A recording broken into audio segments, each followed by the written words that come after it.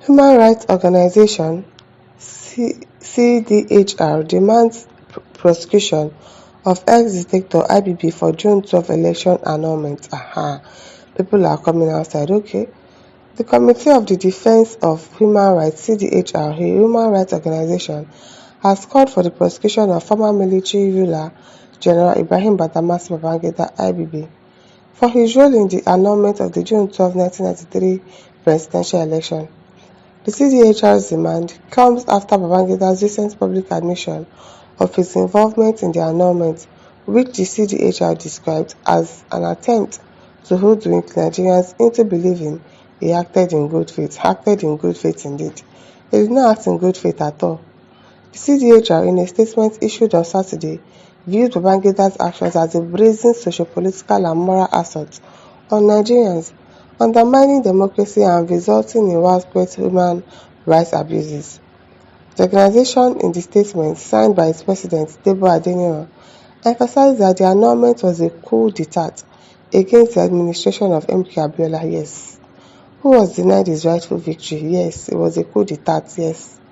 The statement partly reads, the Committee for the Defense of Human Rights (CDHR) received with heavy heart the recent admission of the infamous June 12 notorious fact by former military ruler General Ibrahim Badamasi Babangida, retired.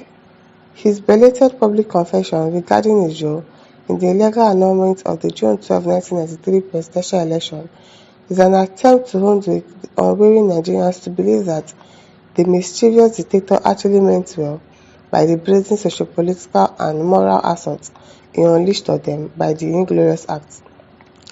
Although we had viewed the June 12 election as being an unfair exercise going by all the shenanigans that preceded the election, this included prevention of ruling political associations from transmuting to political parties, creating political parties for politicians, banning of eligible politicians from contesting in the election, the creation of political structures, programs and manifestos for politicians, and imposition of alien ideological leaning on Nigerians.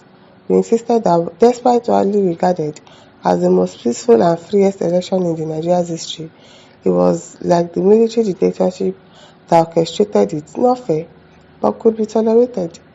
The worst of the unfair treatment unleashed on the 14 million citizens who voted in the election by the self-acclaimed evil genius was the inexplicable annulment announced on the 23rd of June 1993, when the world expected the announcement of Chief MK Abiola, the most credible and popular candidate, as the winner. This reckless, illegal and unconstitutional action remains one of the gravest injustices inflicted upon the Nigerian people. Yes, it's a great injustice. People voted for this man. It was a free and fair election. You came, you annulled it, led to the arrest of this man that eventually died in prison. A lot of people lost their lives on this matter. They are now coming and saying it casually, like, okay, since it's in the past, I can just talk about it and nobody will want to take action. It's really bad, really bad and unfair. Undermining democracy, destabilizing the nation, and robbing millions of Nigerians of their fundamental right to freely elect their leader. General Babangida's belated admission is not only an affront to the principle of democracy and justice, but also a clear acknowledgement of its direct involvement in an act that plunged Nigeria into years of political turmoil, civil unrest, loss of lives and properties, and inestimable economic hardship. It should therefore be regarded as a coup d'etat to the administration of MK Abiola, who was robbed in broad daylight, and denied the opportunity of savoring his well-deserved victory at the polls. The annulment of June 12 election led to severe human rights violations, including arbitrary arrests, political assassinations, and the suppression of press freedom. In the light of this, we call on the president that was there with the person that was smiling with this same person that you are calling out. I beg you, talk another thing. You are calling on the president here.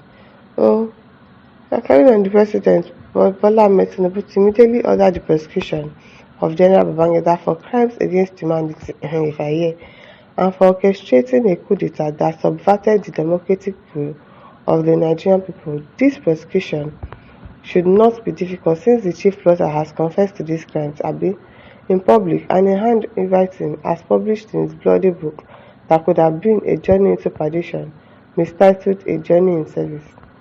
The fact that the result of the election was already in public domain and not everybody knew that Abiola won the election before Babangida in his typical deft Maradonic manoeuvring of people's sensibility stopped the official announcement of the remaining results made the annulment as good as committing a coup d'etat against the administration the people voted for. His actions made the threshold of crime against humanity na so is a very, very big crime, and they resulted in widespread human rights abuses and the repression of pro-democracy activists, and ultimately affected huge number of people who were affected by the misrule and misgovernance that followed that inglorious annulment.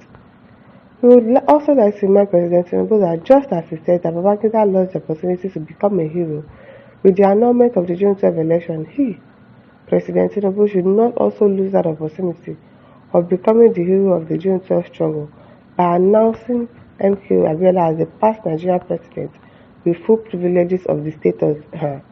How is that possible? How are they going to do that? Oh, and granted him and his family, which would also like the government of the day to punish the likes of all the beneficiaries of the coup d'etat, especially late Chief Ernest Shonekan and those that served in the kangaroo and illegal cabinet called the interim national government. His successor, late General Sani Abacha, Justice Ekpeme, who delivered the midnight verdict to accentuate the journey to perdition, spinelessly late Humphrey Nwosu, who succumbed to the illegal instructions to truncate announcement of the election results, and all others who benefited from the annulment of the election, one way or the other, yes, because some people will be so happy now that, oh, this man is finally going ahead. Go the chance to bad rubbish. So really, there are people that will be happy that, oh yes, this person is going. We recommend that national honors conferred on him should be withdrawn, okay, and the benefits being paid to the families of the dead, one among them, should also be withdrawn. All the physical belongings that they may have acquired during their illegal stay in office should also be confiscated even when some of them could no longer be prosecuted because they are no longer alive. Are we now? Furthermore, we urge the President, the Nigerian judiciary, relevant anti-corruption agencies, and international human rights organizations to take decisive action in ensuring that justice is served, the culture of the impunity must end, and those responsible for Nigeria's democratic setback must be held accountable. They really need to be held accountable. Justice for June 12 is justice for democracy, and Nigeria must never allow such an egregious crime to go unpunished. The time for accountability is now. Okay, my listeners, what do you think? Leave your thoughts in the comment section. Don't forget to like, to share, and subscribe. Thank you for listening. See you some other time. Bye.